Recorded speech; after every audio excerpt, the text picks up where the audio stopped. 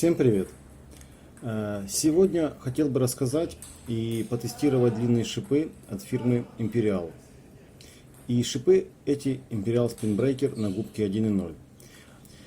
Тестировал данные шипы на основании Red and Black Pride D. Это семислойное защитное основание без карбона, с умеренной гибкостью и без вибраций. Сразу хотелось бы отметить, что шип Imperial Spin Breaker по первым ощущениям средней жесткости.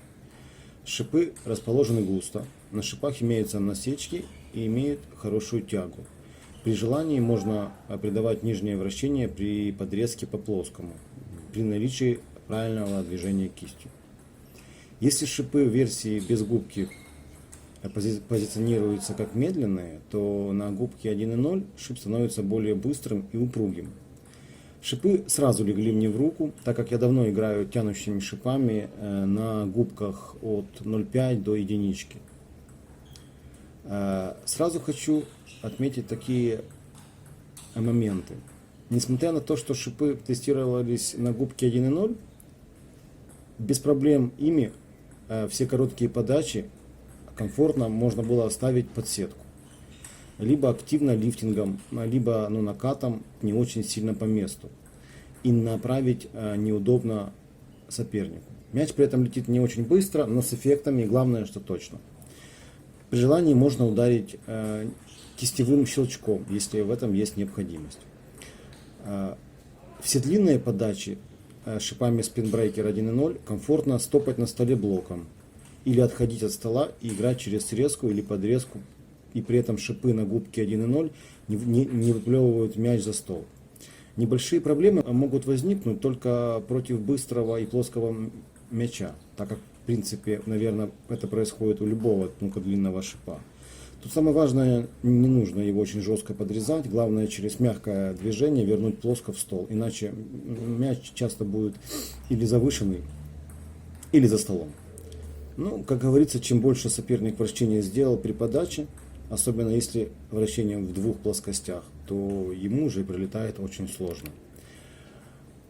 Игра на столе Spin Breaker 1.0. Вся игра на столе опять же сводится к тому, что данными шипами на губке 1.0 все пассивные мячи нам надо накатывать не очень сильно по месту. Использовать всякие активные лифтинги и тычки. Контроль у Spin Breaker 1.0 очень высокий. Попадать на стол такие атаки легко. Главное помнить о том, что играть надо не на силу, а на точность.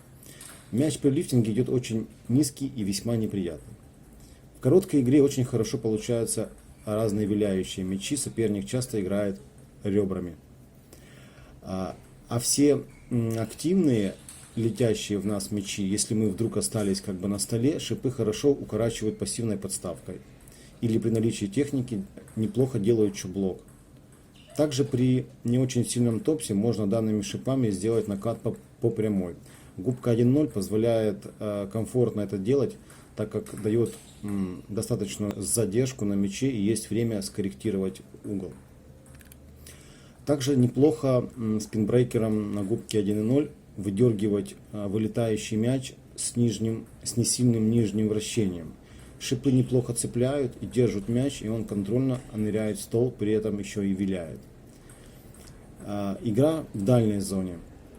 Основная идея в том, что если вы решаете играть шипами Spin Breaker на губке 1.0, то необходимо как можно чаще провоцировать соперника на топсы на шипы. Так как именно при подрезке в дальней зоне на губке 1.0 Spin Breaker дает максимальный реверс по хорошему верхнему вращению.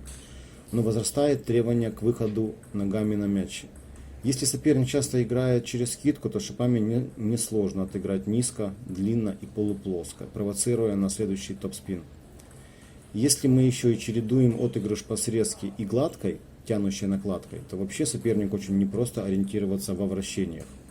По игре, если в нас летит уже топс-удар. Скажу так, если дело дошло до того, что соперник делает плоский топс-удар у вас, то значит была допущена где-то ошибка ранее. Единственный момент — это проще всего перевернуть ракетку и отыграть другой стороной, допустим, гладкой. В общем, игра в дальней зоне по топ-спину с хорошим вращением шипами Spin Breaker 1.0 очень комфортная. Мяч летит понятно, с хорошим реверсом. Было небольшое ощущение поначалу, что губка 1.0 быстровата. И вначале немного мячей я делал за стол. Но это как бы скорее с непривычки, так как в основном играю губкой 0,7-0,8 мм и немножко приходилось где-то корректировать углы. Подводя итог, могу сказать, что накладка отлично подойдет как защитникам, строящим свою игру на подрезках, так и играющим у стола блокером. Если вы играете только на столе, то версия Vox, то есть без губки, будет оптимальная, так как все мячи данные шипы оставляют коротко под сетку и с отличным реверсом. Но давящая и активная игра будет немножко медленновата.